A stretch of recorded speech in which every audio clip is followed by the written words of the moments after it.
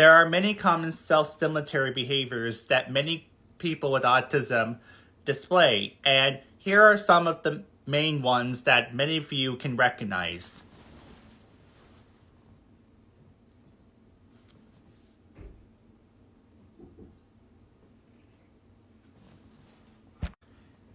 As you can see, a lot of the self-stimulatory behaviors that people with autism display is how they respond to stress or anxieties, especially in stressful environments such as school, work, out in public, etc. And what I've noticed is that a lot of people who don't understand why they do it just automatically assume that they are being a nuisance or just randomly doing it. And it's common for them to say, stop doing that. But here's the thing. Even I do all of the things that was listed. I had times where I even stare off into space, or even at work I would spin the bag rack around at U-Scan, not because I was bored, but because how I stem.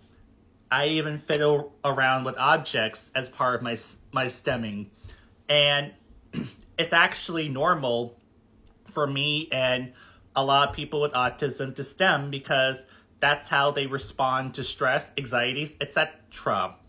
And for people to assume that we're being a nuisance or just doing it for attention or assuming we're just doing it for no reason, that's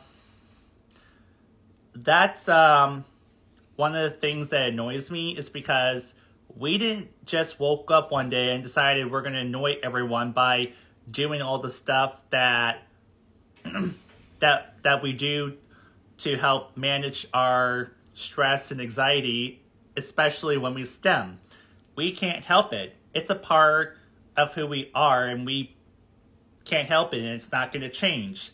So, and of course, people will judge us for it because they don't understand why we're doing it. And that's where most of the bullying, the misinformation and judgment occurs, because people don't understand why people with autism stem or are just how they are. So it's very important to be mindful and respectful and aware and considerate of the fact that when we stem, it's not because we are looking for attention or acting out or anything. It's just how we respond to stress, anxiety, and also it just helps us release energy.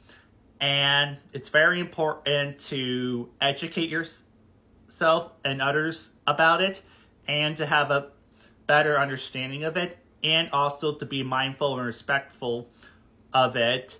And